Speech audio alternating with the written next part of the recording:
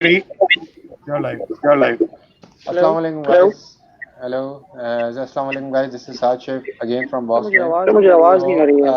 आज जो है हम लोग जो है बॉक्स ब्रेन से नहीं है connect but as a industrial engineering format और as a industrial engineering forum we are live from industrial alumni page. So welcome you to all. Our guest today our guest is Sarfaraz Ahmad, Syed Shabi Haider. जैसे हम लोगों ने एक campaign चलाया था about कि हम लोग आपको बताएंगे, टेक्निकल नो हाउ देंगे to all our industrial student जो अभी अपकमिंग पास आउट हो रहे हैं, जो और अभी ऑलरेडी पास आउट हो चुके हैं, ऑन फील्ड हैं और वो अभी जाना चाह रहे हैं. So will discuss and tell you the detail about how you choose the field, क्या किस फील्ड में जाना चाहिए आप लोगों को, और क्या किस तरीके से आपने अपने अपने ग्राउंड अपने फ्लोर को किस तरीके से ग्रिप इन करना है as a industrial engineer. So I welcome to all our participant.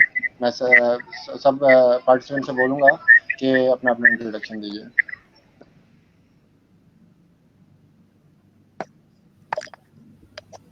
Hello, अस्सलाम वालेकुम जी. मेरा नाम शबी हैदर है और मैं जो है प्रोडक्शन इंजीनियर होता हूँ डॉलेंस प्राइवेट लिमिटेड में, और मेरा ताल्लुक जो है मैन्युफैक्चरिंग सेक्टर से है.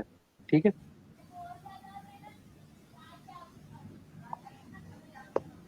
अस्सलाम वालेकुम. मेरा नाम रमीज़ उल हक है और मैं असिस्टेंट मैनेजर हूँ कोलगेट पामोलिव में, और मैं बेसिकली जो है production as well as maintenance को जो है लीड कर रहा होता हूँ. सरफराज भाई, your turn. This is Sarfaraz Ahmed. मैं दरअसल पॉपुलर सेप्टिक पैकेजिंग में as a supply chain manager job कर रहा हूँ. तकरीबन 7 साल हो गए हैं मुझे, और आज भी थोड़ा मसरूफ था ऑडिट के हवाले से. हमारे पास मटेरियल रिसाइकलिंग का ऑडिट हो रहा था और उसके हवाले से काफ़ी इस वक्त मैं फ्लोर पर था. तो साद भाई ने इनवाइट किया था कि आप थोड़ा सा टाइम दें, जो भी हो सकेगा जितना भी. तो मैं अभी इस वक्त ऑफिस में आया हूँ फ्लोर से. तो कंटिन्यू करते हैं भाई. Okay, thank you so much for all your introduction. Sarosh, you also give your introduction. अस्सलाम वालेकुम गाइस, मेरा नाम सरोश हैदर है और मैं इस वक्त मेहरान यूनिवर्सिटी के अंदर industrial engineering and management department के अंदर फाइनल ईयर का स्टूडेंट हूँ और यहाँ पे एज अ स्ट्रीम कोऑर्डिनेटर काम कर रहा हूँ. In my video also box brain की वीडियो भी यही अपडेट करें, और ये आज इंडस्ट्रियल पेज की वीडियो जो है वो स्ट्रीम को जो है वो अपडेट करें. तो start with the industrial engineering, start with कोविड-19. बस हम हर अपनी वीडियो के अंदर बताते हैं, तो मैं उसके हवाले से आपको कोविड-19 के हवाले से थोड़ा सा अपडेट कर दूं कि व्हाट इज कोविड-19, क्या चल रहा है, क्या प्रॉब्लम्स आने वाले हैं. एक गुड न्यूज़ है फॉर इंडस्ट्रियल इंजीनियर. जैसे हम लोगों के जूनियर्स भी काफ़ी वॉच कर रहे हैं, और आई थिंक 2 और 3 टीचर्स भी अभी हमें हमारी स्ट्रीम को देख रहे हैं फ्रॉम इंडस्ट्रियल डिपार्टमेंट. तो मैं फर्स्ट ऑफ ऑल मैं ये कहना चाहूँगा, इट्स अ ग्लोबल इम्पैक्ट जो कि इम्पैक्ट हुआ है कोविड-19 की वजह से. इंडस्ट्रियल के अंदर काफ़ी स्क्वीजिंग होती जा रही है, श्रिंकेज हो रही है, और बहुत प्रॉब्लम्स आ रही हैं. आगे आने वाले वक्तों में विद इन 2 और 3 मंथ्स के डाउन साइजिंग भी एक्सपेक्टेड है पाकिस्तान के अंदर, क्योंकि एक वर्ल्ड यू कैन से वर्ल्ड पावर जो है वो मतलब अनस्टेबल हो गए. तो वी आर इन पाकिस्तान, तो हमारे पास सिस्टम इतने ज़्यादा अच्छे नहीं है. तो इन दैट जैसे मेरा last previous session Azan Sarwar के साथ था, तो he is industrial engineering operational excellence head in you can say international textile. तो उसने भी बात की कि वी हैव इंडस्ट्रियल इंजीनियर के एस्पेक्ट से क्या है. Now we have to as a design engineer की बात करूँ, एज अ होल बात करूँ इंडस्ट्रियल इंजीनियर की. So we have to make the layouts, new layouts. जैसे टेक्सटाइल इंजीनियर, जैसे टेक्सटाइल इंडस्ट्री जो काम कर रही है कि मास्क बना रही है, यू कैन से कि ग्लव्स बना रही है, और जैसे सरफराज फ्रॉम एसेप्टिक पैकेजिंग और पैकेजिंग लाइन, जैसे ग्लव्स, प्लास्टिक के ग्लव्स या पीई के ग्लव्स जो बन रहे हैं. तो industries are focusing on all these tools, और पाकिस्तान आगे कह रहा है कि एक्सपोर्ट भी करेगा इसको फर्दर देन दैट. तो रिलेटेड टू इंडस्ट्रियल इंजीनियर हमारे लिए क्या स्कोप है, आगे आ रहा है, आप लोगों के लिए क्या स्कोप आ रहा है. हमारे लिए स्कोप ही आ रहा है कि we have a clear ground. थोड़ा सा यू कैन से कि मुश्किल है, क्योंकि 200-250 बंदा अगर हमारे पास इंडस्ट्रियल इंजीनियर आगे आने वाले वक्तों में आ रहा है, और इस टाइम जो है वो डाउन साइजिंग भी चल रही है, तो it will be difficult for you guys but unfortunately is you can say there is every room for improvement. और अभी इस कंडीशन के अंदर बहुत अच्छा चांस है कि हम अपने आप को, अपनी स्किल्स को इम्प्रूव करें, और जितनी ज़्यादा हम अपनी स्किल को इम्प्रूव करके अपने मार्केट में उतरेंगे तो it's good for us. Otherwise अगर हम थोड़ा सा भी अगर अपनी प्रैक्टिस नहीं है, ठीक है, यू आर, आप लोगों ने किताबें पढ़ी होती हैं and all that, practical knowledge थोड़ी सी नो है, लेकिन you have to grip on your studies and all that. तो जैसे ही आप अपने स्टडीज को, स्पेशली मैं एक बात करूंगा कि अभी जैसे हम लोग लेआउट डिजाइनिंग की बात करें, जैसे टेक्सटाइल और सारी इंडस्ट्री प्रोडक्ट की बात करें, हम मेथड्स की बात करें कि हम वी हैव टू, मतलब दुनिया जैसे चेंज हो रही है, लोग कह रहे हैं कोविड-19 के बाद दुनिया चेंज हो जाएगी, तो our industrial our industry is also going to be change, cost saving की तरफ जाएगी। जैसे कि मेरे साथ अभी लास्ट टाइम एक ओडब्ल्यू के हवाले से सेशन था, तो उन्होंने कहा कि ओडब्ल्यू के ऊपर काम करना पड़ेगा, बिकॉज टीपीएम के ऊपर काम करने, या टूल्स के ऊपर काम करने का, या सप्लाई चेन के ऊपर अच्छी प्लानिंग करनी चाहिए, करनी पड़ेगी। यू कैन से कि इन्वेंट्री के ऊपर काम करने के, जितनी लेस इन्वेंट्री हो उस पर काम करना पड़ेगा। तो इससे, इस हवाले से ये सारी चीज़ें जो है एक पैचअप बनेगा। जब आप इसके ऊपर ग्रिप होगी तो आप, जब आप फील्ड पे आओगे, जब आप किसी इंटरव्यू में बैठे होगे, या जब आपकी जॉब हो जाती है अगर, तो आप, अगर आप इंडस्ट्रीज के अंदर जाते हो तो you have to be well prepared about the floor and all that, और आप रेडी हो गए कोविड-19 के वजह से कि आगे आपके आने वाले टाइम के अंदर आपको क्या चैलेंजेस मिलेंगे, और क्या आपके लिए चैलेंजेस होंगे, और क्या आपके लिए आप क्या इंप्रूवमेंट कर सकते हो, और क्या किस तरीके से कॉस्ट सेविंग कर सकते हो। तो इंडस्ट्रियल इंजीनियरिंग का एक और एस्पेक्ट ये है कि दे आर कॉस्ट सेवर, ठीक है, ये कॉस्ट सेविंग करते हैं, मेथड को रिवाइज करते हैं, मेथड इंजीनियरिंग करके, डिफरेंट टूल्स इंप्लीमेंट करके, not related to you can say production and all that. और दूसरी बात इन द लास्ट, फिर मैं अपने जो मेरे गेस्ट हैं उनको भी बोलने का मौका दूंगा जो मैंने डिस्कस किया। तो ये है कि आपने एक चीज के ऊपर नहीं होना, लाइक कि अगर आप, you are an expert in quality, you are expert in supply chain, and you are expert in planning and all that, you have to prepare yourself in every field. क्योंकि अगर आप किसी बड़ी company या किसी बड़ी film में काम करेंगे तो वो रोटेशन होती है, हर जगह पे रोटेट कराएंगे, हर हर डिपार्टमेंट की एक्सपर्टी होनी चाहिए। But as a whole industrial engineering को हर डिपार्टमेंट के अंदर एक्सपर्टी होनी चाहिए, भले ज्यादा नहीं, now as a whole, but little लिट होनी चाहिए। तो गो ऑन। तो हम लोग अब अपने जो स्पीकर हैं, गेस्ट स्पीकर हैं आज हमारे, उनको इनवाइट करते हैं, वो अपना एक्सपीरियंस शेयर करेंगे रिलेटेड टू कोविड-19 और सो ऑन तो इंडस्ट्रियल के हवाले से। Thank you. अच्छा, साथ बेसिकली हमें जो है ना इसको चैलेंज नहीं बल्कि अपॉर्चुनिटी लेना चाहिए कोविड-19 को, क्योंकि जितनी भी इंडस्ट्रीज हैं अब वो अपनी इसके हवाले से जो है रीलेआउटिंग करेंगे, रिप्लेनिशमेंट करेंगे, मटेरियल के प्लान से या शेड्यूल जो है वो अपने रिवाइज करेंगे। तो उसमें हमारा रोल जो है वो ज़्यादा, मैं जो समझता हूँ कि वो ज़्यादा इफेक्टिव होगा as compare to mechanical engineer या सिविल इंजीनियर, और फर्दर जो भी हमारे पास इंडस्ट्रीज में इंजीनियर्स होते हैं। तो मैं ये समझता हूँ कि इसमें इंडस्ट्रियल इंजीनियर का जो रोल है वो ज़्यादा इफेक्टिव होगा। और इसके अलावा इंडस्ट्रीज को, हाँ, लेकिन इसके अलावा इंडस्ट्रीज को इस पे भी वर्किंग करनी चाहिए कि फर्दर हम लोग इसकी रोकथाम के लिए जो है वो क्या क्या ऐसी चीज़ें कर सकते हैं, या फिर कौन से ऐसे पीपीज वगैरह बना सकते हैं कि आइंदा आने वाले वक्तों में, ये जो अभी ऑलमोस्ट हमें शायद 2 महीने हो चुके हैं कोविड-19 की वजह से जो है हम वर्क फ्रॉम होम कर रहे हैं। तो आइंदा आने वाले वक्तों में अगर कोई ऐसी पेंडेमिक सिचुएशन आती है तो हमें जो है वो क्या घर पे ही बैठना पड़ेगा, या हमारी इंडस्ट्री इस कंडीशन में हम लोग रन कर सकते हैं। तो इस हवाले से जो है वो मैं समझता हूँ कि इंडस्ट्रियल इंजीनियर को अपना एक इफेक्टिव ग्राउंड मिल गया है कि वो आसानी से जो है वो रोल अपना प्ले कर सकता है।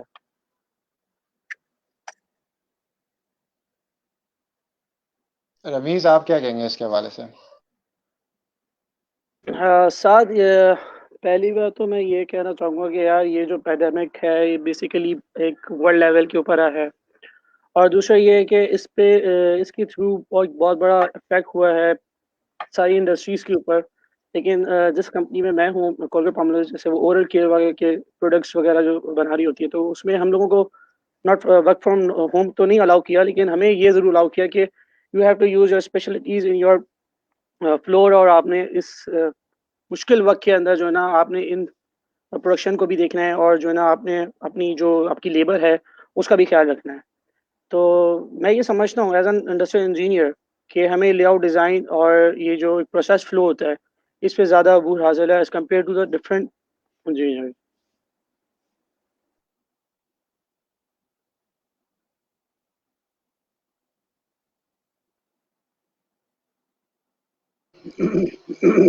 जी सरफराज साहब, आप क्या कहेंगे इसके हवाले से? जी, मैं कहना चाहूँगा कि जिस तरह से हमारे पास या ऑल ओवर द वर्ल्ड ये पैंडेमिक स्प्रेड हो रहा है, तो हमें जो कि इसमें हमारी इंडस्ट्री तो काफ़ी टाइम से मतलब ऑफ नहीं हुई है, चल रही है, हम तो प्रोडक्शन में है फर्स्ट डे से अभी तक। हमने इसको फॉलो किया हुआ है, सेफ्टी के प्रोटोकॉल्स को, जो भी होती हैं एसओपीज वगैरह, उसको फॉलो किया है हमने, और ऑडिट्स वगैरह भी हमारे चल रहे हैं। और हमारी डिमांड्स बढ़ गई हैं क्योंकि फूड इंडस्ट्रीज जो हैं वो ज़्यादातर ऑनलाइन भी उनकी रिक्वायरमेंट्स आ रही हैं, तो इस वजह से फूड इंडस्ट्रीज का बहुत अच्छी तरह से मैं समझता हूँ कि ग्रोथ हुई है इसके अंदर। और जिस तरह के मुझे जो प्रॉब्लम आ रही है इस कंडीशन के अंदर, हमें प्रोक्योरमेंट में काफ़ी इश्यूज आ रहे हैं। हमें इस वजह से इश्यूज आ रहे हैं कि हमारे पास जो भी मटेरियल है, जिस तरह का भी मटेरियल हम यूज़ करते हैं, वो हम इंपोर्ट करवाते हैं। और जब इंपोर्ट करवाने के लिए हम जा रहे हैं तो ऑल ओवर द वर्ल्ड इस पैंडेमिक की वजह से डिस्टर्ब हुआ है, और काफ़ी फ्लो, शिपिंग इंडस्ट्रीज सब कुछ डिस्टर्ब हुई हैं। हमें कोई भी मटेरियल टाइम पर नहीं मिल पा रहा है। दरअसल हम यूज़ करते हैं पॉलीमर। मैं एक प्लास्टिक इंडस्ट्री से बिलोंग करता हूँ, पॉपुलर असेप्टिक पैकेजिंग। हम टेट्रा पैक बनाते हैं जूस के पैकेट्स, तो उसके अंदर 6 लेयर होती है जो कि पॉलीमर्स की, उसके अंदर 4 लेयर्स होती हैं, एक पेपर की होती है, एक अल्मुनियम फॉइल की होती है। पेपर बोर्ड जो होता है वो हार्ड बोर्ड होता है, क्राफ्ट बोर्ड। और क्राफ्ट बोर्ड पाकिस्तान में कोई इंडस्ट्रीज नहीं है जैसा कि 200 की जीएसएम वाला पेपर बनाने के लिए। लाइट पेपर तो बनाते हैं जैसे कि प्रिंटिंग का पेपर जो होता है। तो ओवरऑल हमारा सारा मटेरियल इंपोर्ट होता है। इंपोर्ट हम करते हैं तो हमें काफ़ी प्रॉब्लम आ रही है, बट हमारे पास ऑर्डर्स बहुत हैं। और ऑर्डर्स इस वजह से भी बहुत हैं क्योंकि जो लोग इंपोर्ट करवाते थे उनको भी मटेरियल बाहर से नहीं मिल रहा है, वो भी हमें ही अप्रोच कर रहे हैं। तो इसमें मुझे ये एक अपॉर्चुनिटी नजर आई है कि पाकिस्तान में भी इंडस्ट्रीज होनी चाहिए पॉलीमर्स की, जो कि वर्जिन पॉलीमर्स बनाएं केमिकल के थ्रू। जिस तरह भी बनता है वो मुझे उसकी अवेयरनेस नहीं है इतनी, बट मैं कहूँगा कि हमारे पास पाकिस्तान में भी बहुत गैप है अभी इंडस्ट्रीज के अंदर, और मजीद इंडस्ट्रीज होनी चाहिए। जैसा कि अल्मुनियम फॉइल की इंडस्ट्री इस वक्त पाकिस्तान में नहीं है। अल्मुनियम फॉइल जो food grade aluminium foil use होता है इस वक्त मेरे पास मौजूद नहीं है, बट मैं ज़रूर आपको दिखाता अल्मुनियम फॉइल, और पैकेट भी मैं आपको दिखाता। अल्मुनियम फॉइल हम यूज़ करते हैं जूस के पैकेट के अंदर। जैसे कि अल्मुनियम फॉइल के बहुत सारे बैरियर्स होते हैं, सनलाइट बैरियर्स होते हैं, और ब्लॉक करता है कि उसके अंदर कोई ओड स्मेल ना चली जाए, उसकी लाइफ बढ़ाता है, शेल्फ लाइफ बढ़ाता है अल्मुनियम फॉइल। और फूड ग्रेड इस वजह से यूज करते हैं हम कि उसके अंदर इस तरह का कोई केमिकल ना हो या बैक्टीरिया ना हो जो उसके अंदर जूस हो या मिल्क हो या डेयरी के प्रोडक्ट जो कुछ भी उसके अंदर हम फिल करते हैं तो वो उससे इफेक्ट ना हो उसका। और उसकी लाइफ भी तकरीबन जूस के पैकेट्स की होती है 11 महीने से 1 साल तक, तो वो प्रिजर्व हो जाता है उसके अंदर 1 साल तक। अब उसको अगर लीक ना करें, एक पिन होल भी ना करें, तो वो सेव रहती है उसकी लाइफ। तो हमारे पास अभी जो मुझे फील हुआ एज अ प्लानिंग या as a supply chain manager, तो मैं ये कहूंगा कि हमारे पास इंडस्ट्रीज नहीं है अभी भी। बहुत कुछ अभी हम बना सकते हैं, हमारे पास गैप्स है। पॉलीमर्स में हमारे पास गैप है कि हम virgin raw material, virgin polymer नहीं प्रोड्यूस करते, हम रिसाइकिल वर्जिन पॉलीमर्स प्रोड्यूस कर सकते हैं सिर्फ। जैसा कि आपने देखा होगा रिसाइकिल किस तरह से वो तो पठान उठा रहे होते हैं रोडों से। लोकल एक्टिविटीज हमारे पास पाकिस्तान में इसी तरह से हो रही होती है कि उसको साफ करते हैं, जो कुछ भी होता है। खैर रिसाइकिल मटेरियल पाकिस्तान में इजीली अवेलेबल है, बट फूड के अंदर, फूड से रिलेटेड या डायरेक्टली फूड पैकेजिंग जिसको हम कहेंगे, जैसे कि लिक्विड पैकेजिंग हो गई, वो डायरेक्ट फूड पैकेजिंग से कनेक्ट होती है। इस वजह से हमें वर्जिन मटेरियल यूज करना पड़ता है, तो हम इंपोर्ट करने में हमें काफी डिफिकल्टीज हो रही है। एज अ इंडस्ट्रियल इंजीनियर मैं यही कहूंगा कि हमें काफी सप्लाई चेन मैनेजमेंट में इसी चीज को फॉलो करना चाहिए कि हमारे पास इंडस्ट्रीज हो, मजीद पॉलीमर्स की इंडस्ट्रीज हो, हमें डिपेंडेंट ना होना पड़े चाइना पर, खासतौर पे चाइना का नाम लूंगा, इजीली अवेलेबल और कम से कम टाइम में हमें चाइना से मिलती है, तो उसके बाद यूरोप से, तो काफी गैप है हमारे पास जो कि नहीं होना चाहिए। सही है। तो मतलब हाउ यू, अच्छा एक सवाल आपसे ये भी कर सकते हैं हम कि आपने कहा कि मटेरियल मैनेजमेंट से related there is a gap in the industries right now in packaging line. I am हाँ नॉट सेइंग कि packaging line, I am also saying that कि अदर हर फैक्ट्री के अंदर there is a gap of the material, कि हमें बाहर से मटेरियल इंपोर्ट करना पड़ता है and all that, we have to build and all that. और अगर मैं अभी जिस प्रीवियस, हम हमें मटेरियल इंपोर्ट करना पड़ता है, हर काम के लिए मटेरियल इंपोर्ट करना पड़ता है। और इस कोविड-19 से हमें ये एक लेसन भी मिला है कि हमें अपने अगर इंडस्ट्रीज को चलाना है तो उसके बैक रॉ मटेरियल की इंडस्ट्री जरूर होनी चाहिए पाकिस्तान के अंदर। हम बिल्कुल सही हम खुद अपनी यूज बिल्कुल करें। Exactly exactly. अब लाइक जैसे आपने बताया, मैं इसकी बात आता हूँ रमीज के ऊपर। रमीज का जो प्रीवियस एक्सपीरियंस रहा है इन ऑटोमोटिव ऑटोमोबाइल इंडस्ट्री, तो उसके हवाले से भी हम थोड़ा सा शेयर करेंगे रमीज के साथ। तो बिकॉज सही है कि जैसे फराज ने कहा कि there is a gap between supply chain, और अभी right now Rameez also watching the supply chain and all that. तो रमीज से मैं ये बोलूँगा कि रिलेटेड टू, मतलब अगर हम ऑटोमोटिव की बात करें तो there is a big gap, कि हमारे पास इंजन नहीं बन रहे, देयर लॉट ऑफ मतलब outsource part, OTS you can say, और यू कैन से कि बहुत सारे अदर पार्ट जो हैं हमारे पास, सीकेडी पार्ट जो हम लोग कहते हैं। अभी रवि से सीकेडी के वाले से ही पूछे कि what is the mean of CKD in automobile industry. तो सीकेडी पार्ट इंपोर्ट हो रहे होते थे, लेकिन अब क्या है, automotive industry, not packaging industry or manufacturing industry, but automotive industry also focusing on to build their own manufacturing like CKD things. जी रमेश। साथ पहले तो मैं आपको बोलूँगा कि लाइक अगर इन केस ऑफ ऑटोमोटिव में बात करूँ, तो ऑटोमोटिव को बड़ा ह्यूज इम्पैक्ट हुआ है ड्यू टू दिस कोविड-19, क्योंकि उसकी जो एक मेजर जो एक कह लो कि आप मटेरियल आता है, जिसे आप सीकेडी कह रहे हो, जिसे हम कंप्लीट लॉकडाउन भी कहते हैं इन शॉर्ट फॉर्म में, तो वो बेसिकली नहीं आ रहा है क्योंकि इंपोर्ट और एक्सपोर्ट हमारी बिल्कुल बंद हुई हुई थी। तो इस वजह से बहुत बड़ा एक लार्ज इम्पैक्ट पड़ा है हमारा ऑटोमोटिव सेक्टर के ऊपर।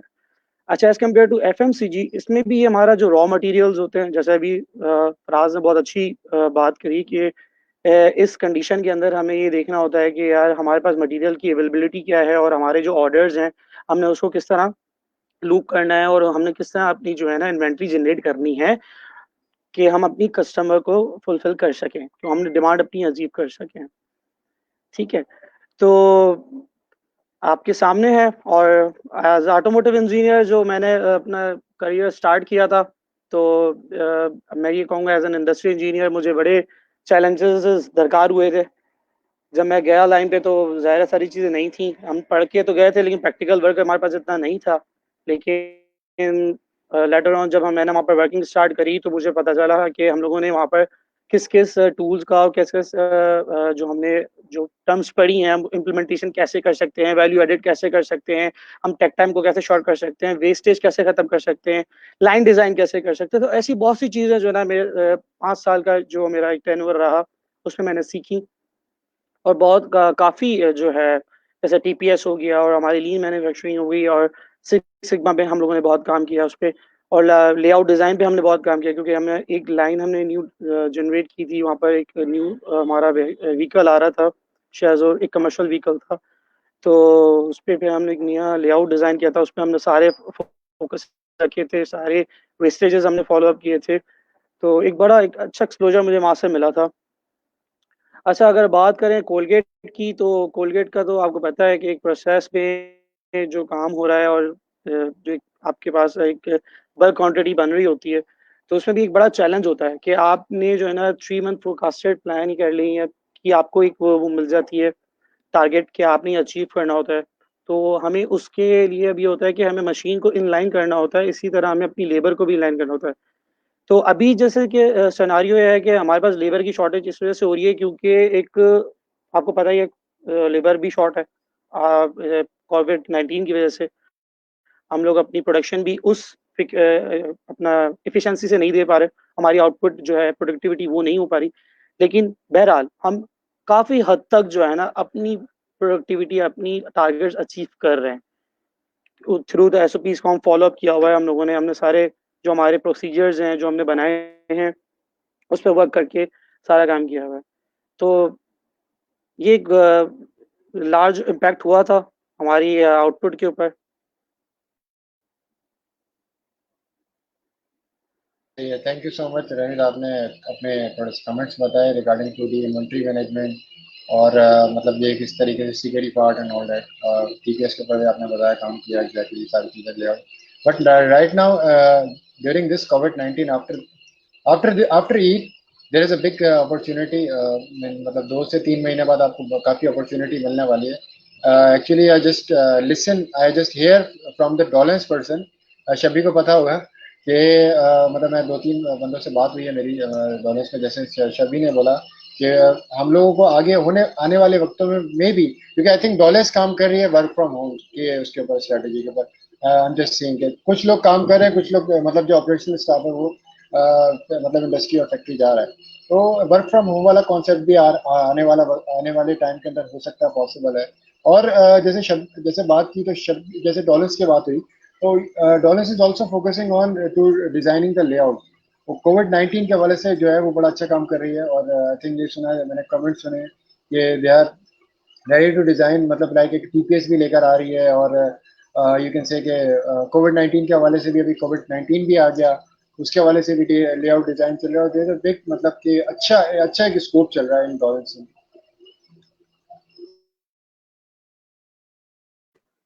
बिल्कुल साथ है अपना। साथ आवाज़ आ रही है? हेलो। हाँ, मैं ये कह रहा था कि बिल्कुल ऐसा जी ही हाँ, है। हाँ। हाँ, मैं ये कह रहा था कि बिल्कुल ऐसा ही है। और डॉलेंस वाले जो कोविड-19 की इस मतलब पेंडेमिक सिचुएशन में जो एनालाइज कर रहे हैं हम लोग, अच्छा इसमें सिर्फ एक मटेरियल मसला नहीं है हमारे पास। हमारे पास हम in terms of man, machine, material and हमारा जो मेथड है, इन चारों सेक्टर्स में हमें जो है वो देखना है।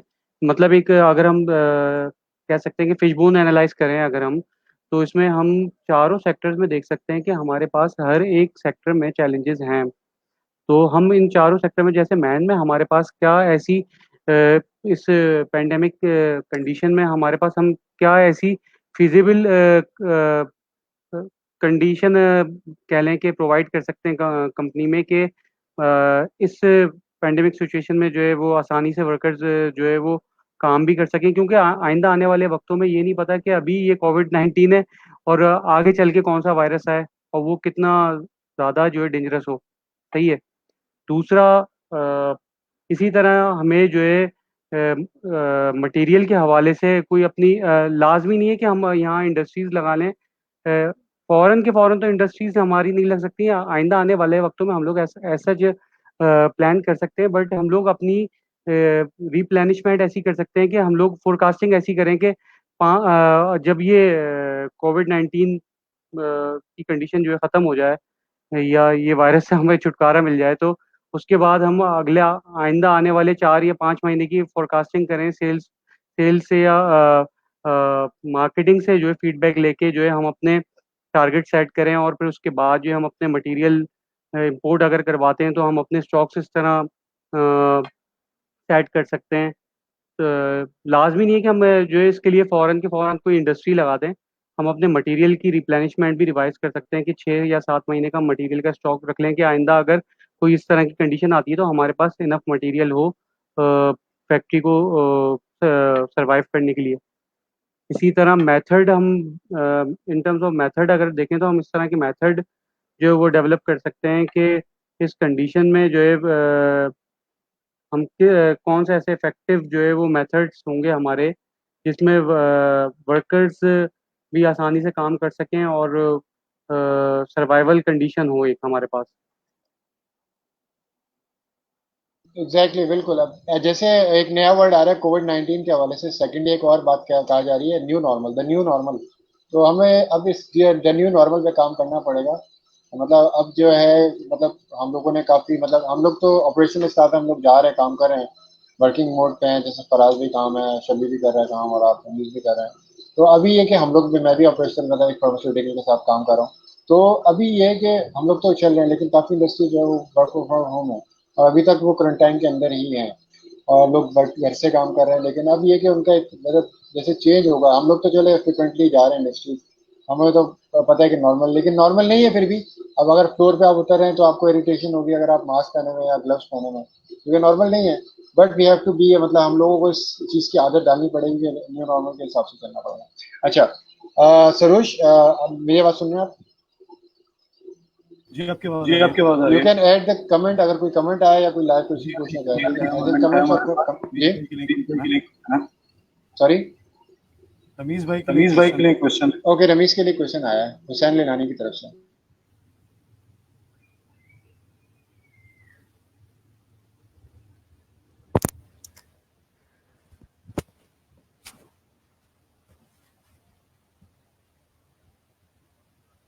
हुसैन लनानी ने एक क्वेश्चन किया है कि वो ये पूछ रहे हैं कि आप कौन सा टूल यूज़ कर रहे हैं आप अपनी प्रोडक्टिविटी एंड एफिशिएंसी को इन्हांस करने के लिए।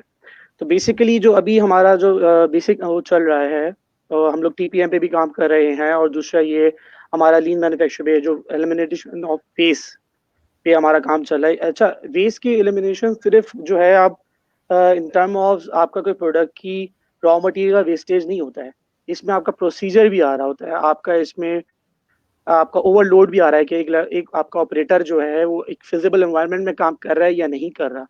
ठीक है, तो वो ये होता है कि आप उसको इतने फिजिबल इतना रूम दें कि वो एक इजी एनवायरनमेंट के अंदर अपनी प्रोडक्टिविटी और अपनी जो डिजायर्ड आउटपुट है वो दे सके। तो बेसिकली अभी जो हम लोग काम कर रहे हैं वो बेसिस पे लीन मैन्युफैक्चर पे हमारा ज़्यादा फोकस है, और दूसरा जो हमारा टीपीएम है हम उस पर वर्किंग कर रहे हैं ताकि हमारे कम से कम ब्रेकडाउन और हमारा जो ऑपरेटर है वो एक अच्छा टेक्निकली ट्रेंड हो, ताकि हमारे जो ब्रेकडाउन है वो कम हो, हमारी प्रोडक्टिविटी ना हो। अच्छा, इसमें एक मैं ऐड करूंगा हुसैन के लिए क्वेश्चन, मतलब मेरे लिए कमेंट है। हुसैन तो is also working with one of the big pharmaceutical, तो they are well familiar about the productivity and all that things.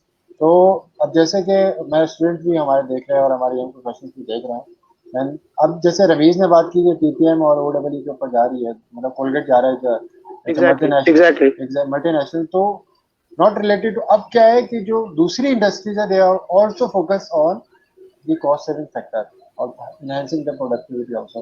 तो अब इनको जो है वो इस टाइप के टूल्स इंप्लीमेंट करने पड़ेंगे, not related to ISO implement कर लिया और दीवार के ऊपर लगा दिया और बोला कि भाई 8 साल ऑडिट होगा और इस सारी चीजें। अब ये नहीं होगा।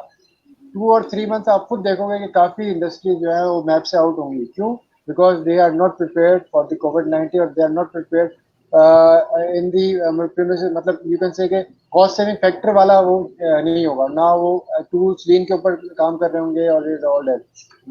मेरा कल जो सेशन था related to textile industry, textile में अवेयरनेस आना शुरू हो गया कि मतलब नॉट फुली बट आना शुरू हो गया कि they are focusing on cost saving factor, implementing OW, lean manufacturing, Toyota production system पे काम कर रही है, नॉट दैट।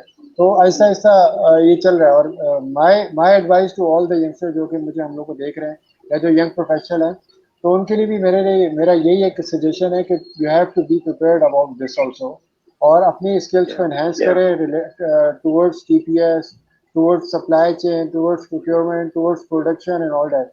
तो जब तक आप अपने इस चीज़ को ग्रिप नहीं करोगे, जब तक आप कॉस्ट सेविंग वाला फैक्टर नहीं आएगा, एक प्रपोजल नहीं लाओगे, एक प्रेजेंटेशन नहीं लेकर आओगे, अदरवाइज आप कुछ भी नहीं कर सकते। अगर आपके पास बहुत अच्छी प्रेजेंटेशन होगी, you have to do something, आप करने जा रहे होगे, तो फिर अगला बंदा ये देखेगा कि नहीं, इसके अंदर कैपेबिलिटी है।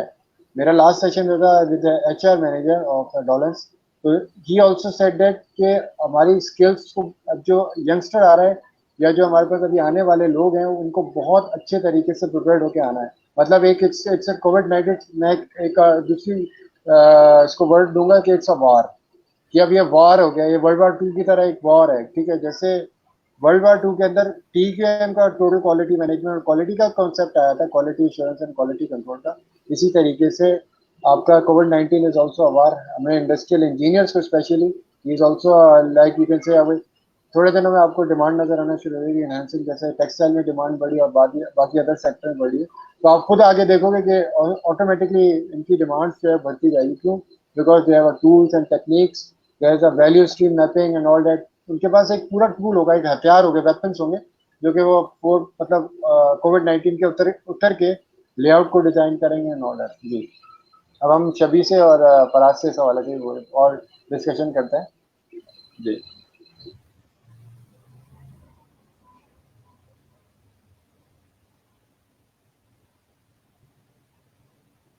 जी फराज साहब, आप क्या क्या कमेंट है इस हवाले से, लेआउट डिजाइनिंग के हवाले से और यंगस्टर के हवाले से? Okay sure. अच्छा, बिकॉज सरफराज साहब actually he is busy in something like ये अगेन, मतलब उन्होंने हमें टाइम दिया इस जो कि उनका अभी ऑडिट चल रहा है इन प्लांट, और वो अपनी फैक्ट्री के अंदर ऑफिस में बैठ के हमसे हमें कन्वर्सेशन कर रहे हैं।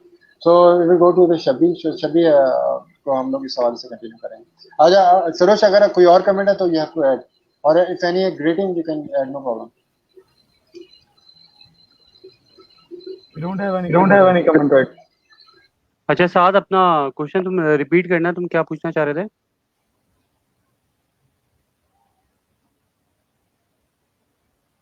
सॉरी, मैं कह रहा हूँ मैं कह कि रहा तुम हूँ अपना कि तुम अपना क्वेश्चन रिपीट करना तुम।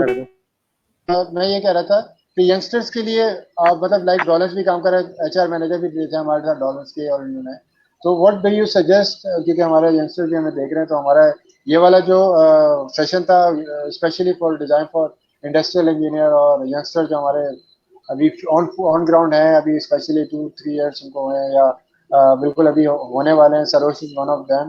तो व्हाट डू यू सजेस्ट कि किस तरीके से आगे इनको कूप अप करना है मार्केट को?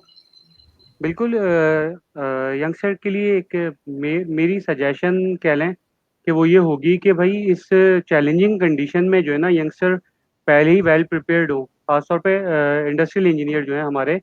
अच्छा, वो एक हमारे पास मैंने मैंने जो बेसिकली फील किया है कि नॉर्मली थीसिस में जो हमारे यंगस्टर जो वही पुराने एक टॉपिक जो है वो लेते हुए आ रहे हैं कि वही एक लीन मैन्युफैक्चरिंग हो गया, टीपीएम हो गया, या फिर प्रोडक्शन या क्वालिटी से रिलेटेड कोई एक टॉपिक उठा लेते हैं और उस पर पूरी थीसिस कर लेते हैं। तो इस तरह की कंडीशन, चैलेंजिंग कंडीशन में हम लोग जो है थीसिस के टॉपिक जो है वो एज पर सिचुएशन हम ले सकते हैं, जो कि आइंदा आने वाले वक्तों में है लाजमी तौर पे जो है वो हमारे पास जो है वो इफेक्टफुल रहेगी। और that's it. Thank you so much कि शबी ने हमें बताया कि अबाउट कि हमें प्रिपेयर्ड होना है, और सब लोग ये कह रहे हैं कि वेल प्रिपेयर्ड होना है related to this and all that. तो Saroj, do you have any question to both the trainers? मेरा क्वेश्चन है कि आप लोगों को नहीं लगता कि जो हम लोग इंडस्ट्रियल रेवोल्यूशन की तरफ जा रहे थे और जो वो इंडस्ट्रियल ट्रांसफॉर्मेशन ऑन ग्राउंड्स होनी थी, ये स्टडीज़ हैं, फॉरेन में ये स्टडीज़ हैं, और सारे मतलब छोटे छोटे लेवल पे सिस्टम्स काम कर रहे हैं, जिनमें आपके रोबोट्स हो गए, आपके वर्क फ्रॉम होम वो लोग पहले से कर रहे थे। तो क्या आप लोगों को नहीं लगता कि ये अब पाकिस्तान में ट्रांसफॉर्मेशन और ज़्यादा स्पीड से होगी? मतलब इंडस्ट्रियलिस्ट ये चाहेंगे कि जो ऑन ग्राउंड उनको इश्यूज अभी फेस करने पड़ रहे हैं, वो उनके अंदर कमी है, और उसका टूल यही बने, इंडस्ट्रियल फोर्थ रेवोल्यूशन। आप क्या कहेंगे इंडस्ट्रियल फोर्थ रेवोल्यूशन और इसकी ट्रांसफॉर्मेशन के बारे में?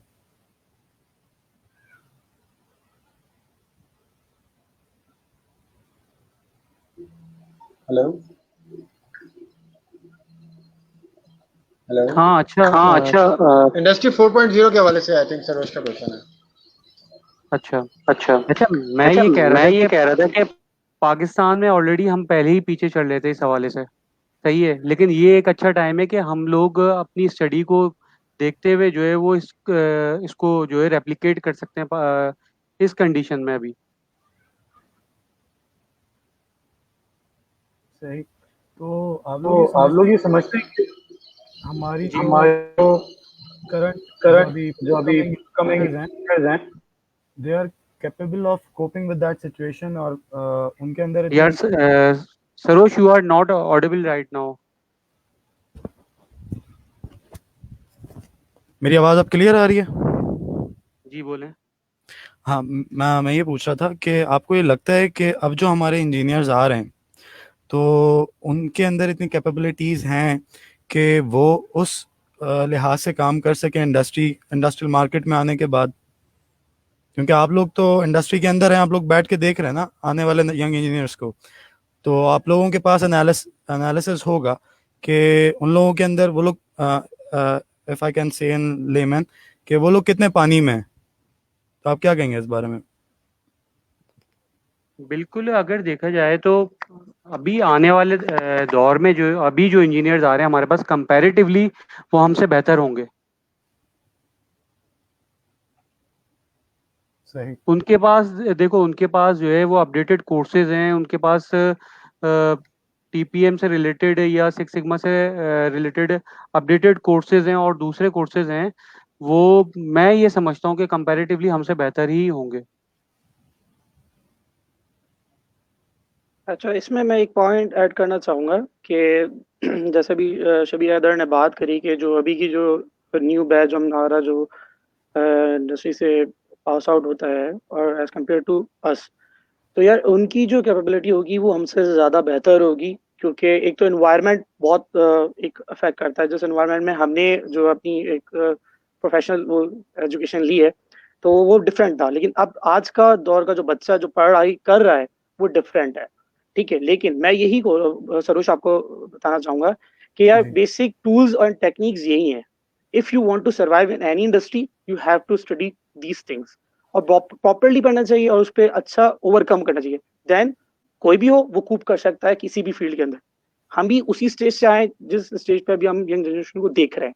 मेरा सिर्फ उनको एक यही मैसेज होगा कि यार जो आप अभी पढ़ रहे हो उसको अच्छा ग्रिप कर लो, क्योंकि सही। जब आपके पास जब आपसे कोई इंटरव्यूअर पूछ रहा होता है तो वो आपकी पहले एकेडमिक ही पूछता है कि आपने क्या पढ़ा है। आप जो सीवी में लिख के आ रहे हो, आप इंडस्ट्रियल इंजीनियर हो, आप मैकेनिकल इंजीनियर हो, केमिकल इंजीनियर हो, आपने उसमें क्या पढ़ा है, आप उसको जानो पहले। सबसे पहले आप उसको जान लो। जब आप उसको जान लोगे तो आपके लिए आपकी फील्ड को अक्वायर करना बहुत आसान होगा।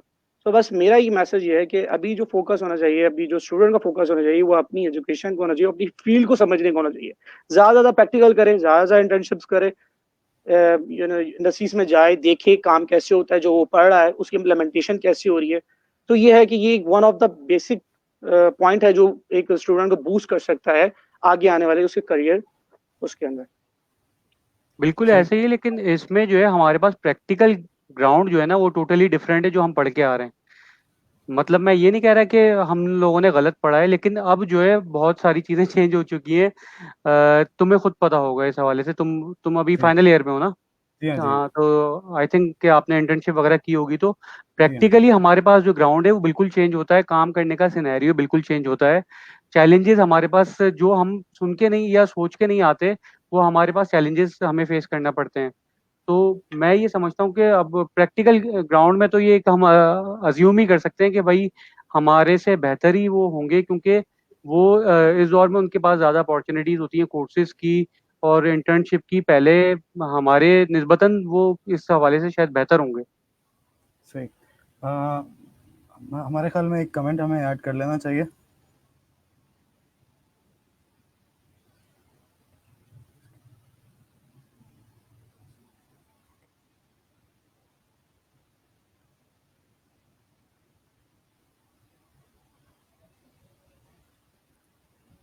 आप लोग क्या कहेंगे इस बारे में?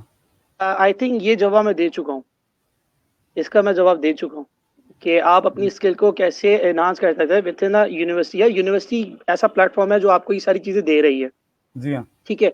आपके पास किताबें हैं, आपके पास टीचर्स हैं, आपके पास प्रोफेसर्स हैं, आप जाके बैठे हैं। पहले तो लोग प्रोफेसर्स को इतना नहीं करते थे, ठीक है ना, वो तो आपको पता है पहले का माहौल क्या था यूनिवर्सिटी का। लेकिन अब रादर देन प्रीवियस वन अभी बहुत चेंज है।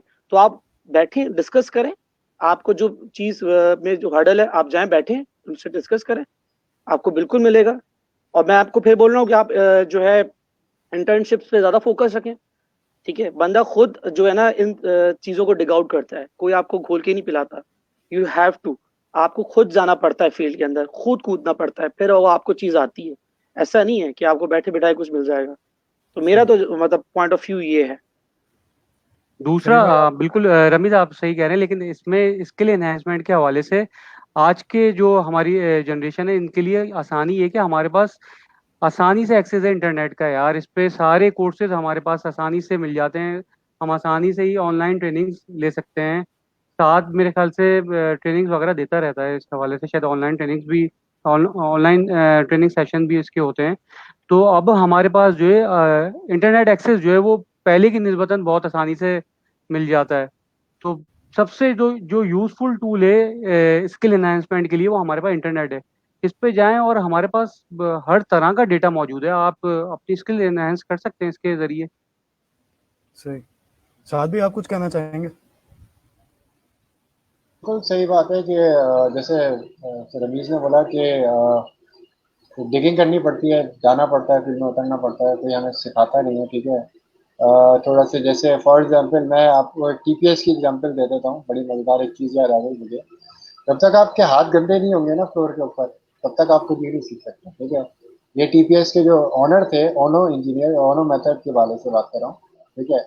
ओनो ने कहा था कि when you are on the floor, जब आप गैम्बा कर रहे होगे, गैम्बा एक जापानीज टर्मिनोलॉजी, और आप लोगों को भी काफ़ी पता हो गैम्बा के बारे में, रमीज भी जानता हो क्या चीज़ है, दे आर ऑल्सो ऑटोमोटिव। लेकिन अब क्या है कि further and further manufacturing plant में भी आ गया है, और डिफरेंट डिफरेंट प्लांट्स में भी गैम्बा की एक्टिविटीज आती जा रही है, वो वेयर रूम्स आ रहे हैं, ठीक है। तो उसके मतलब लाइक, क्योंकि ओनो कहता है कि आप, टीपीएस कहता है कि आप ऑन ग्राउंड ऑन फ्लोर पे हो, ठीक है। एज अ मतलब मैंने जैसे ऑटोमोटिव में मेरा प्रीवियस एक्सपीरियंस रहा है बहुत अच्छा। तो हमें जो बड़े मैनेजर्स होते थे, और हमारे जो को मतलब मैनेजर्स होते थे, वो कहते थे कि you should be on the floor. जब तक आप फ्लोर पे नहीं होगे तो, और मैंने माई सेल्फ जितना ज़्यादा फ्लोर से सीखा, मतलब मैं कहता हूँ कि अगर कंप्यूटर बैठ के आप करो, ठीक है, इट्स ओके कि मतलब कि there is a lot of technology out there in on internet. Shabbi ने जैसे बोला कि बिल्कुल हमारे पास सी ऑफ द मतलब ये नॉलेज है कि समंदर है हमारे पास, ओशंस है हमारे पास, कि अगर आपके पास इंटरनेट है तो आप हर चीज़, whatever you want to, हर चीज़ अचीव कर सकते हो ऑन इंटरनेट, ठीक है। लेकिन पॉजिटिव, अगर आप पॉजिटिव है, नेगेटिव भी हो सकता है, पॉजिटिव है, ठीक है। दोनों चीज़ें हैं, नेगेटिविटी भी बहुत है आपके इंटरनेट पे, पॉजिटिविटी भी बहुत है। इट्स अप टू यू, आपकी विलिंगनेस पे होता है, ठीक है। तो बिल्कुल आपके ऊपर, जब तक आप फ्लोर पे नहीं होगे, और मैं जो मेरे पहले इंजीनियर्स को मेरा वो मैसेज भी था कि when you are on the floor, जब तक आप फ्लोर पे नहीं उतरोगे, तब तक आप कुछ नहीं सीख सकते हैं, ठीक है। सही। सही। मैं भी मैं भी चाहूँगा। चाहूँगा। ये अब्दुल रहमान है। I personally know him, he is from second year of industrial engineering. तो अब्दुल रहमान भाई, मैं खुद तुम्हारा सीनियर हूँ। यूनिवर्सिटी में बहुत अपॉर्चुनिटीज़ अवेलेबल हैं, लेकिन सिर्फ एक चीज़ चेंज करने की ज़रूरत है, वो है हमारा माइंडसेट।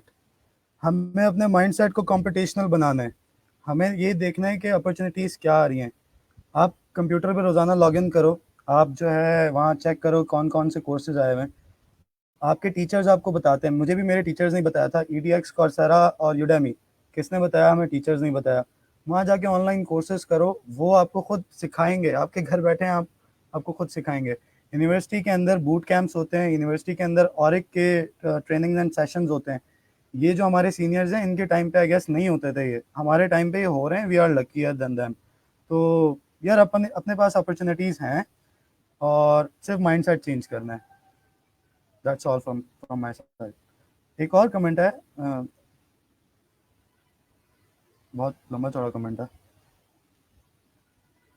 हाँ, इसमें आई थिंक हुसैन लिलानी ने जो है ना यंग ग्रेजुएट को प्रिपरेशन के लिए मतलब एक one of the tool suggest किया है कि रैपिड जो चेंजिंग एनवायरनमेंट है उसमें हम अपने जो भी फ्रेश ग्रेजुएट स्टूडेंट्स हैं उनको, उनकी जो रिसर्च है उनकी अच्छी बना सकते हैं। तो एक वन ऑफ द टूल कह रहे हैं।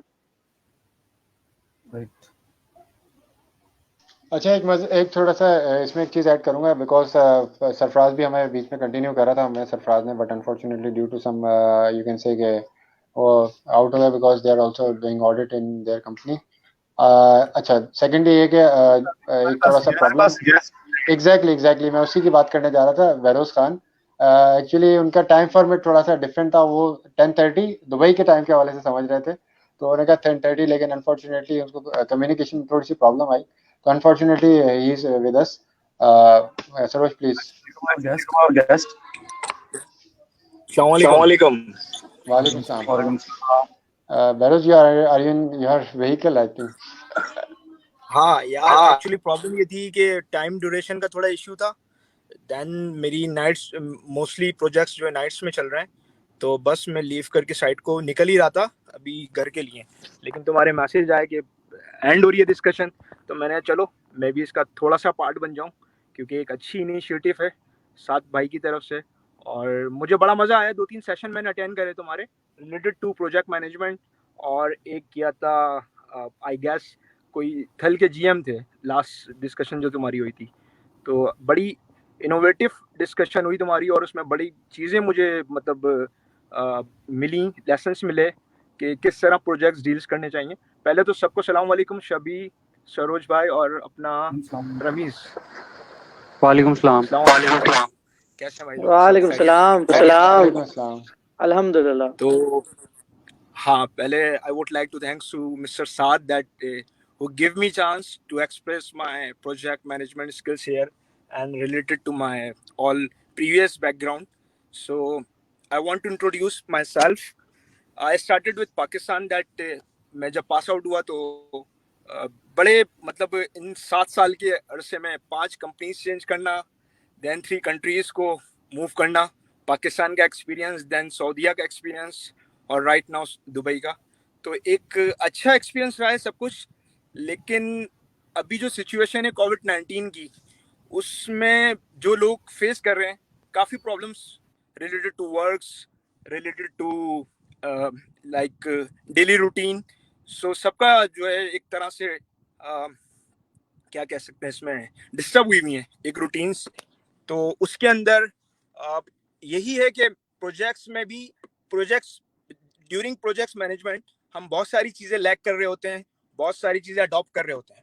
वो भी हमारा एक तरह से अगर देखा जाए तो डेली रूटीन ही होता है, क्योंकि डेली रूटीन में हम अपने projects as a like daily जो हमारा सुबह उठना, लाइक मतलब वॉशरूम जाना और प्लस खाना खाना, ये सब भी एक डेली रूटीन में आ जाता है।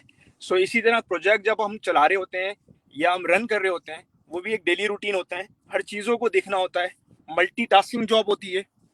एक जॉब पे आप एम्फेसाइज नहीं करते, आप मतलब जब स्टार्ट कर रहे होते हैं तो प्लानिंग भी देख रहे होते हैं, कॉस्टिंग भी चेक कर रहे होते हैं, मैन पावर को आप डील कर रहे होते हैं तो वो भी देखनी होती हैं। तो ये सारी चीज़ें सिनेरियोज होते हैं जिनको आपने लाइक देख कर और एक साथ लेके चलना होता है।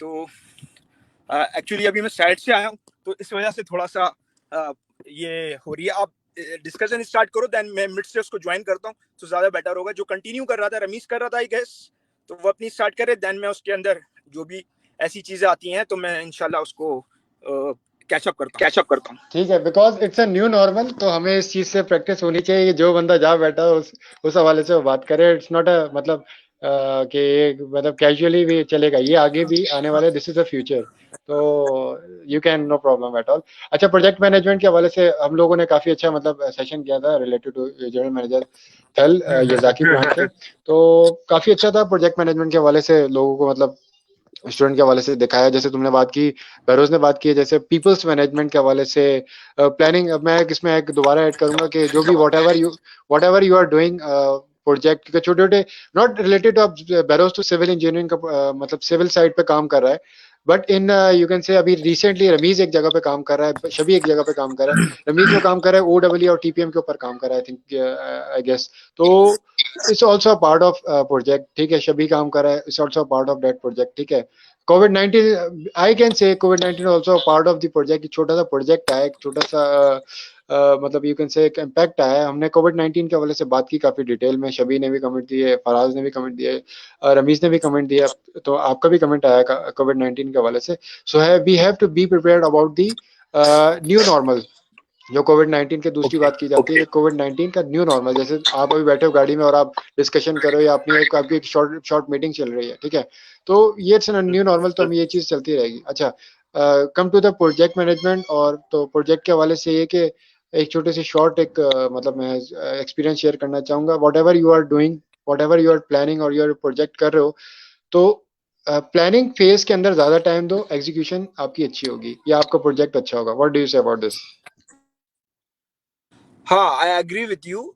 प्लानिंग फेज के अंदर एक्चुअली देखें, किसी भी चीज को करने से पहले if you make like a plan very good way, in like you are capturing costing areas regarding manpower, regarding site situations, regarding drawings, each and everything regarding documentations. If you have a good plan with your skills and with your facilities, so you can manage very well. Like me, as a project engineer here, uh, being an industrial engineer, I don't know about civil lines, I don't know about electrical, I don't know about MEP lines.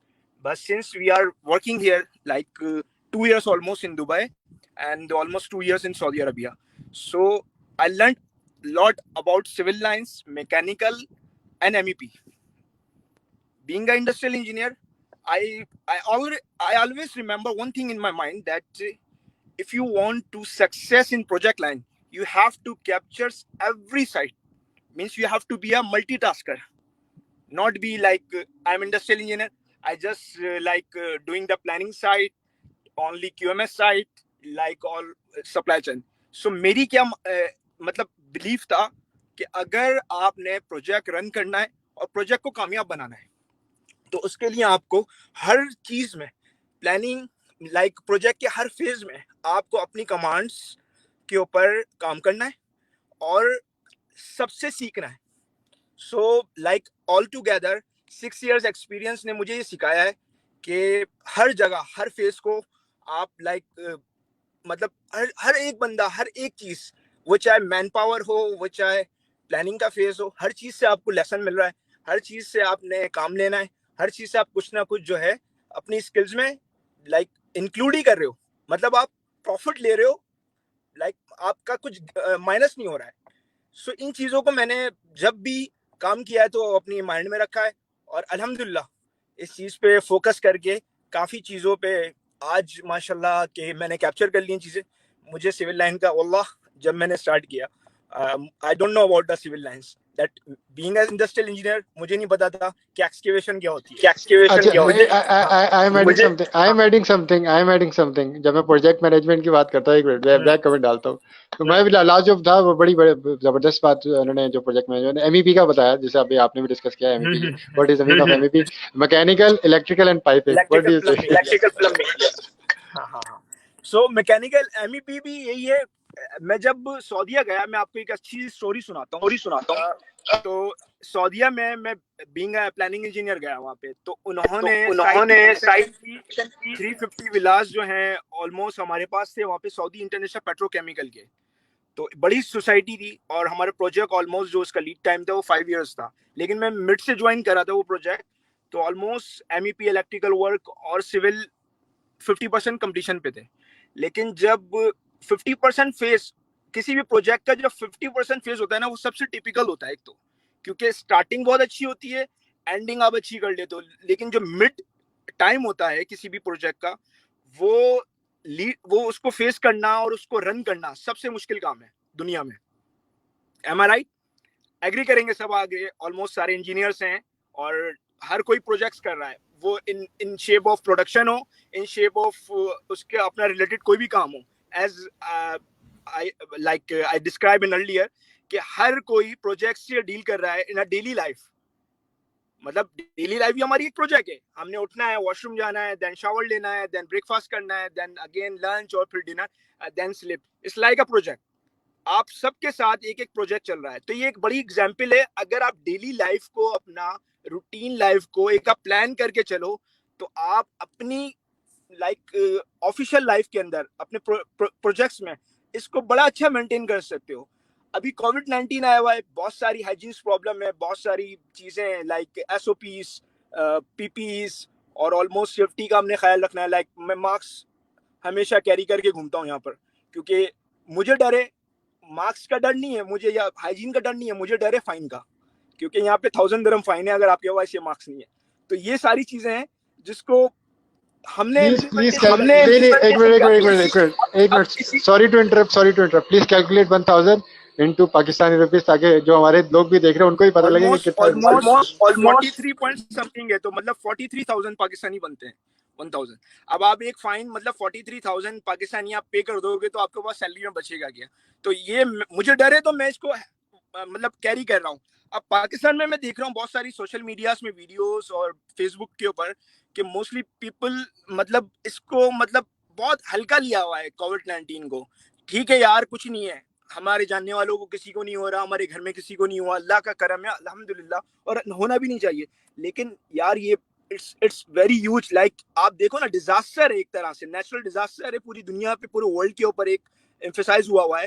दुनिया में कोई countries से बची नहीं है accept Africa. Africa में भी बहुत सारी कंट्रीज के अंदर ये आ गया है।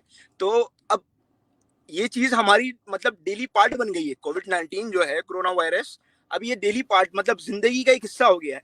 तो इसको भी हमने साथ लेके चलना है। मैं वही रिपीट करूंगा कि मैं प्रोजेक्ट डील करता हूं तो हर चीज को मेजर्स करना पड़ती है, सेफ्टी इश्यूज को भी हमने देखने होते हैं, ये सारी चीजें देखनी होती हैं। जब जी बोले। बहरोज भाई, आपसे स्पेसिफिकली एक क्वेश्चन आया हमारे पास। I can not hear you. अच्छा, कमेंट आएगा भी एक ना, तो उसका जवाब देना पड़ेगा। क्वेश्चन है आपके लिए। हाँ बोले। Can you read this on the screen? I have questions regarding production. What do you think?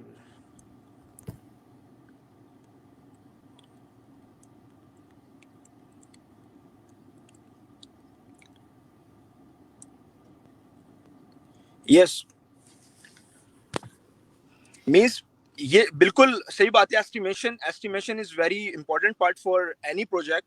और हमने जब भी स्केड्यूलिंग कर रहे होते हैं बिफोर प्रोजेक्ट्स, प्री प्लानिंग जब हम एक कर रहे होते हैं बिफोर डूइंग एनी प्रोजेक्ट, सो उसके अंदर मोस्ट इम्पॉर्टेंट, लाइक मैं समझता हूँ कि 50% हमारा जो डिपेंड होता है वो एस्टिमेशन, कॉस्टिंग और बजटिंग पे होता है। जब आप एस्टिमेशन कर रहे हो तो एस्टिमेशन में सिर्फ हमारी बजटिंग नहीं आती है, हमारी मतलब होती तो बजटिंग ही है, क्योंकि आप whether it is related to manpower, whether it is related to your assets, whether it is related to tools, आपके tools हैं, आपकी assets हैं, आपकी जितनी मशीनरीज हैं और जो सब कुछ है, जब भी आप प्लान बना रहे होते हो तो आपने इन सब को एक गैदर करना होता है अकॉर्डिंग टू योर फिजिबिलिटी, कि आपने प्रोजेक्ट की फिजिबिलिटी क्या है, प्रोजेक्ट की स्ट्रेंथ क्या है, प्रोजेक्ट की मतलब एक आपका जो साइज है वो क्या है, उसके हिसाब से आपने सब कुछ करना होता है। तो estimation is a very important role, और एस्टिमेशन के बगैर आई बिलीव कि कोई भी प्रोजेक्ट इंपॉर्टेंट नहीं है। So whenever you start a project, so estimation के लिए आपके लिए सबसे इंपॉर्टेंट चीज जो है वो है कॉस्टिंग। तो आपने जब कॉस्टिंग कर रहे होगे तो उसमें बहुत सारी चीज़ों का ये ख्याल करना होता है कि हम एक्स्ट्रा कोई चीज़ पुट ना करें, क्योंकि एक्स्ट्रा अगर हम कोई चीज़ पुट कर रहे हैं, लाइक अगर हमारे पास एक बजट है डेली का बजट, मैं सिर्फ पेटी केस से ले लेता हूँ, बहुत छोटी एग्जाम्पल है कि हमारी 5 गाड़ियाँ, छोटा प्रोजेक्ट है फॉर एग्जाम्पल, उसमें हमारी 5 गाड़ियाँ रन हो रही हैं, जिसमें से 4 गाड़ियाँ हमारी लेबर्स के लिए हो रही है, एक गाड़ी हमारी स्टाफ के लिए यूज़ हो रही है। तो उसका जो पेट्रोल का बजट है वो हमने बना लिया कि ऑलमोस्ट 100 किलोमीटर चल रही है गाड़ी आपकी आपकी लाइक मतलब आपके हाउस से प्रोजेक्ट के ऊपर, और एक गाड़ी अगर 50 रुपीज का फॉर एग्जांपल पेट्रोल उसमें हो रहा है, तो 5 गाड़ियों में 250 का हो रहा है। ये हमने कॉस्टिंग कर ली बिफोर स्टार्टिंग एनी प्रोजेक्ट। लेकिन इसमें वेरिएशंस हमने पुट करनी होंगी। वेरिएशंस क्यों करनी होंगी? क्योंकि समटाइम्स कोई भी मतलब एक्सीडेंटल कॉस्ट भी इसमें हमने पुट करनी होगी, कुछ भी हो सकता है। फॉर एग्जाम्पल आपकी गाड़ी का ब्रेकडाउन हो गया या कुछ भी है, एक्सीडेंट हो गया, तो उसमें माइलेज कवरेज हो गया, या रोड कोई बन रही है तो आपने रूट कोई और सा ले लिया, तो ये सारी चीज़ें भी आपने चेक करनी और देखनी है। तो ये वेरिएशंस होती हैं, रखनी पड़ती हैं। तो कॉस्टिंग जब आप कर रहे हो या एस्टिमेशन कर रहे हो, तो कॉस्टिंग बहुत इंपॉर्टेंट रोल उसमें प्ले करती है और उसको लेके चलना होता है। तो आप कॉस्टिंग के ऊपर जितना कंट्रोल कर सकते हो मैक्सिमम आपने करना है, तो आपका प्रोजेक्ट बहुत अच्छा चलेगा। क्योंकि अगर हमारा ओवर ड्यू हो जाए या ओवर कॉस्टिंग हो जाए किसी भी प्रोजेक्ट के अंदर, तो ये भी एक बहुत बड़ा मसला होता है, जिसकी वजह से प्रोजेक्ट तो कंप्लीट हो जाता है लेकिन विद इन द कॉस्ट नहीं होता, विद इन द बजट नहीं होता, जिसकी वजह से हमें काफ़ी प्रॉब्लम फेस करनी पड़ती हैं। तो I believe that whenever you start any project और whenever you starting the estimation, so costing को बड़ा ख्याल से और बहुत इम्फेसाइज लाइक इंपॉर्टेंट एरियाज के अंदर आपने पुट करना है विद द वेरिएशंस। ये एक इसमें एडिशन हो सकती है। अच्छा, ठीक है। Thank you so much Behroz कि आपने एंड टाइम से आगे काफ़ी अच्छा टाइम दिया। थैंक यू सो तो बिल्कुल। तो अच्छा Saroj, should be wind up. काफ़ी मतलब थोड़ा सा टाइम था, बट अनफॉर्चुनेटली डिस्कशन इतनी अच्छी मज़ेदार हुई कि डिस्कशन जो है 1 घंटे तक रन ऑन हो गई। काफ़ी लर्निंग एंड डेवलपमेंट हुई। जो हमारे जूनियर्स थे, जो हमारे साथ हमारी ब्रॉडकास्ट को देख रहे थे ऑन फेसबुक, तो उनको भी काफ़ी ज़्यादा नो हुई होगी। और if you have any question जो मतलब किसी के पास क्वेश्चन रह गया है या उसके दिमाग में रह गया उसके मतलब वो डिलीवर नहीं कर पाया, तो उसको हम फर्दर दैट ऑफ स्केड्यूल भी उनको इंशाल्लाह जवाब देंगे। तो ओवर टू सरोज। एक क्वेश्चन है एक लास्ट, क्वेश्चन है लास्ट। ये कर सकते हैं हम, और उसके बाद हम वाइंड अप करते हैं। Hello. सरोज भाई सरोज क्वेश्चन भाई है क्वेश्चन है Now, okay. Can you repeat your question? In continuation, same questions. I am also concerned that what should planning do as well, what multiple.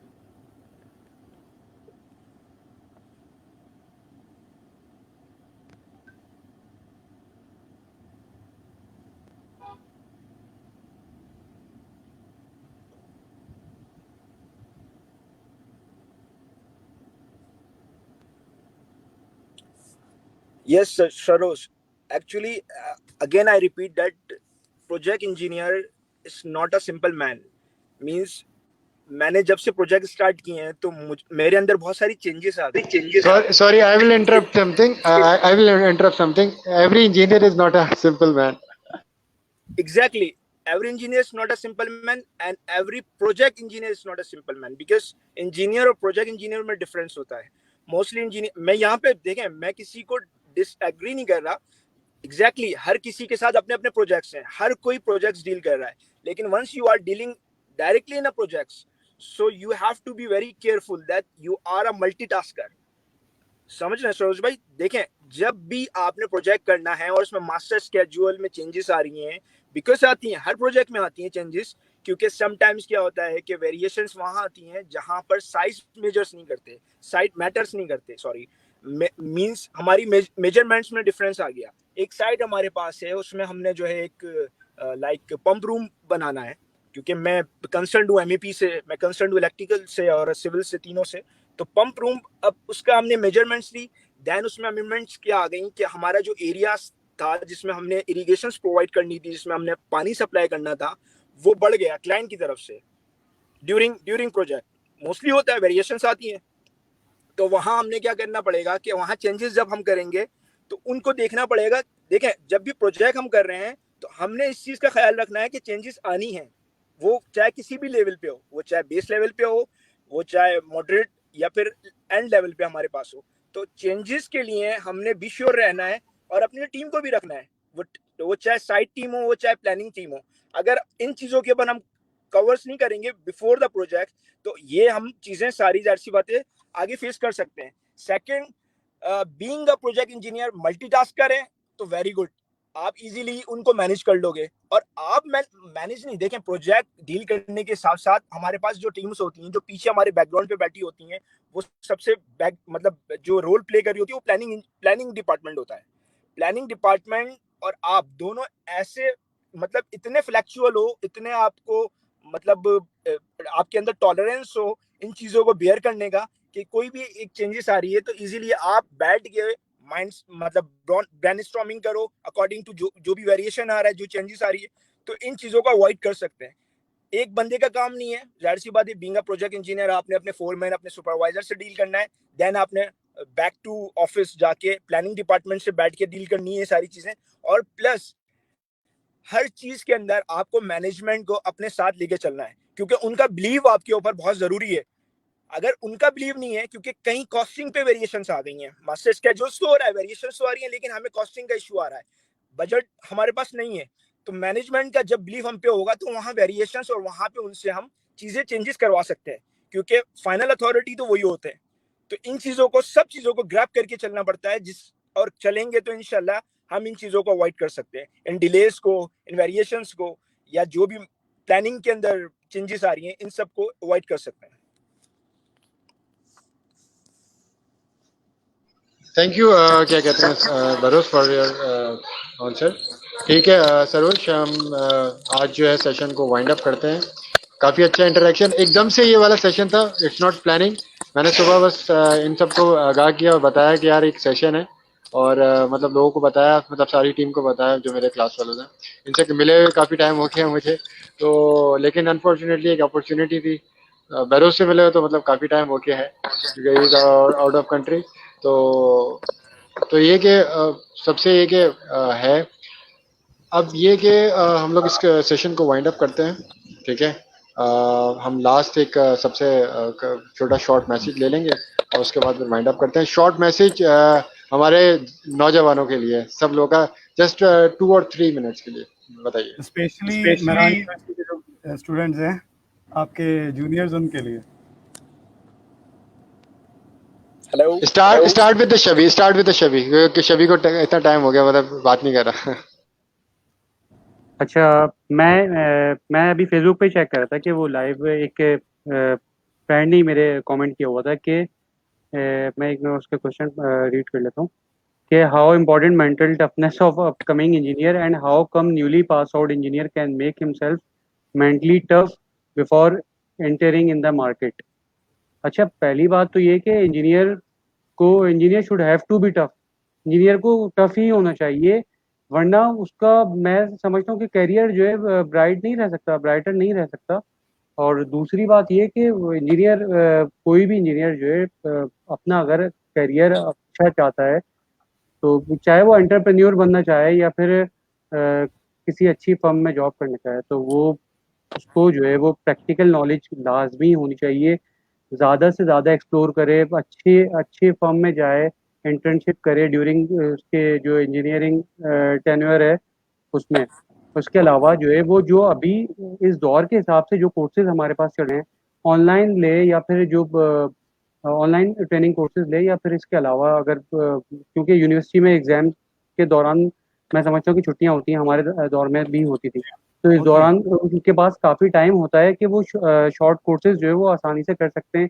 Safety से रिलेटेड हो गए या क्वालिटी या लीन से रिलेटेड हो गए, जो भी प्रोजेक्ट्स वो ट्रेनिंग्स हो गई, तो ये ज़्यादा मेरे ख्याल से फ्रूटफुल हो सकती हैं उसके फ्यूचर को ब्राइट करने में। राइट। जी रमेश, आप क्या कहेंगे? या शबी ने बहुत अच्छा एक मैसेज दिया है न्यू कमर्स को कि पहले तो उनको अपने पास एक प्रैक्टिकल एक्सपीरियंस होना चाहिए, और प्रैक्टिकल एक्सपीरियंस फिर वही बात आएगी कि किस तरह आएगा।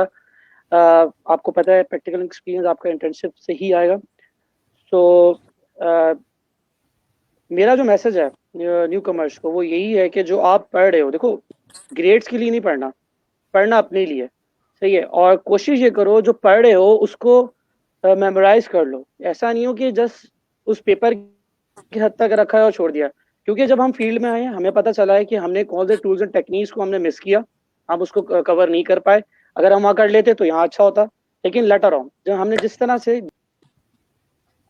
यही होगा कि आप इसको ग्रिप करो अपनी जो एजुकेशन है। मैं इंडस्ट्रियल इंजीनियर की बात नहीं करता, मैं हर फील्ड की बात करता हूँ कि उसमें हर बंदे को, जैसे मैकेनिकल है तो उसको मैकेनिकल पॉइंट ऑफ व्यू से स्ट्रांग होना चाहिए, उसको पता होना चाहिए कि गियर इश्यूज वगैरह और ठीक क्या होता है। क्योंकि मेरे पास अभी ऐसे मैकेनिकल इंजीनियर्स हैं जिनको मैकेनिकल पॉइंट ऑफ व्यू नहीं पता, केमिकल इंजीनियर्स हैं तो केमिकल इंजीनियर्स को नहीं पता कि उनकी फील्ड रिलेटिव जॉब है क्या बेसिकली। तो मैं ये चाहता हूँ कि जो बंदा जिस फील्ड में है, they should have a grip on their basic subjects. That's all. Right.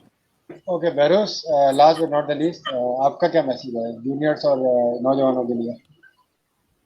Message तो जूनियर्स के लिए यही है, बिल्कुल ठीक रमीज ने और शबी ने जैसे बातें करी हैं कि यंगस्टर के लिए अपॉर्चुनिटीज़ हैं और काफ़ी अपॉर्चुनिटीज़ हैं जो हम लोगों को at that time when we are like getting our degree, so इतना कोई प्लेटफॉर्म्स नहीं थे जो हमें गाइड कर सके।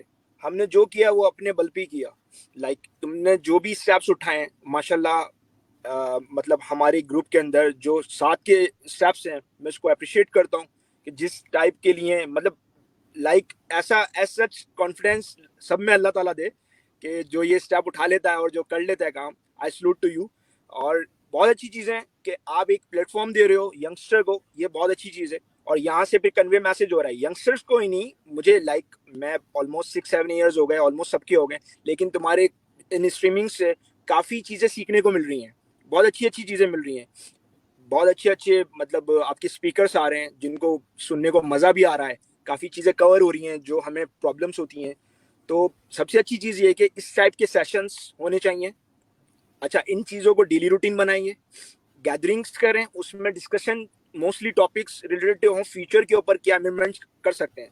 हमारे पाकिस्तानी इंजीनियर्स मैं नहीं समझता वर्ल्ड वाइड ऐसे कैपेबल हैं कि वो खड़े हो सकें, क्योंकि हमारे पास रिसर्च बहुत कम है, रिसर्चर्स बहुत कम है। तो अगर हम रिसर्च के ऊपर ज़्यादा डोमिनेंट हो जाएं तो बहुत अच्छी चीज़ें हमें मिलेंगी। उससे हमें इतना फ़ायदा होगा कि ना कि सिर्फ हमारी मतलब उन यंगस्टर्स को, हमारी कंट्री को भी बहुत फ़ायदा होगा। हमने इंजीनियरिंग करी लेकिन हमने अपनी कंट्री को कोई फ़ायदा नहीं दिया। तो मैं ये कहता हूँ कि ठीक है, अपने लिए नहीं दिया, अपनी कंट्री के लिए। देखिए, आप जब दूसरों के लिए काम करना स्टार्ट करते हो ना, तो आपको भी उसमें बहुत सारी चीज़ें अल्लाह आसानी करता है। और अल्लाह पे यकीन रखें, अल्लाह बहुत देने वाला है। हर चीज़ मतलब अपनी स्टडीज़ को स्टडीज़ लेके नहीं पढ़ो, अपने स्टडीज़ को एज मतलब इंफॉर्मेशन और कन्वे मैसेजेस कन्वे करना स्टार्ट करो। मतलब ये स्टडीज़ नहीं है, आपने इससे दूसरों को फ़ायदा पहुंचाना है। जिस दिन हमने ये सोच लिया तो उस दिन इंशाल्लाह हमारी सारी मुश्किल आसान होंगी। मैं यहाँ पाकिस्तान छोड़ के काम कर रहा हूँ तो मुझे यहाँ आना नहीं पड़ेगा। मेरा पाकिस्तान ही इतना जबरदस्त हो जाएगा कि मेरे लिए दुबई और अमेरिका क्या, यूएस क्या, मेरे सब कुछ वहां बन जाएंगे। आगे आने वाले वक्तों में बहुत अपॉर्चुनिटीज है पाकिस्तान के अंदर। और यहाँ जितने भी मेरे इंजीनियर्स दोस्त हैं, हम जब गैदरिंग करते हैं तो यही बैठ के डिस्कस कर रहे होते हैं, या तो कोई प्लान या बिजनेस करना है पाकिस्तान में जाके रिगार्डिंग इंजीनियरिंग, नॉट हमने कोई फ्रूट चाट बेचनी है या होटल खोल देना है, इंजीनियरिंग से रिलेटेड। क्योंकि जिस चीज के हमने डिग्री ली है, अगर हम उसको ही उसी चीजों को हम इम्प्लीमेंट कर दें जाके, तो वो हमारे लिए भी अच्छा है और हमारे यंगस्टर्स के लिए भी अच्छा है और हमारी आने वाली जितनी भी जो भी हमारी मतलब नस्लें हैं उनके लिए भी बहुत अच्छा है। तो यही मैसेज कन्वे मेरा है छोटा सा। और रिगार्डिंग कोविड-19, हम सबको एक तो वर्क टुगेदर करना है, don't spread too much this corona virus. किसी को नहीं बनाना, आप अपने माइंड पे इसको हावी मत करो। सेफ्टी इश्यूज हैं, सेफ्टी को अपने जिंदगी का मकसद बना लो। सेफ्टी मेजर्स को अपने साथ, ग्लव्स, मास्क, इन चीज़ों को रखो, बिल्कुल है। और ये मेरा सिर्फ यंगस्टर्स को नहीं, all Pakistani Awam, all the world, सबके लिए मैसेज यही है कि सब इन चीज़ों को, सेफ्टी के अंदर इन डेली रूटीन बना लें। जैसे पीएम का भी मैंने लास्ट एड्रेस हुआ था तो उसमें उन्होंने एक अच्छी बात करी कि बहुत अच्छी चीज़ है कि कोई प्राइम मिनिस्टर झूठी तसल्ली नहीं दे रहा अपनी आवाम को। उसने ये बात बोली कि मैं ये कोरोना वायरस 1 साल तक आपका पीछा नहीं छोड़ने वाला, तो आपने ये मास्क और दूसरी चीज़ें 1 साल तक अपने साथ कैरी करनी है और हाइजीन्स का ख्याल रखना है। मतलब ज़्यादातर हैंड शेकिंग और ये जो भी हैं हग वगैरह, इनसे मतलब दूर रहें, सोशल गैदरिंग से दूर रहें। ठीक है, अपने अपने हिसाब से जो भी है सोशल गैदरिंग घर में हो सकती है वो ज़्यादा बेटर बनना है। अच्छा टाइम है घर वालों के साथ स्पेंड करें और दैट्स इट। चलें चले समीर, थैंक यू, काफ़ी टाइम हो गया तो प्लीज़ ब्रॉडकास्ट को एंड करते हैं। थैंक यू गाइस, मेरा लास्ट मैसेज है फॉर योर ज्वाइनिंग इन। जी, thank you Saad, thank you thank you Saroj. साथ, thanks Saroj, thanks guest Rameez, can thanks stay, सभी। Guest can okay, thank stay. You so much guys. अस्सलाम वालेकुम।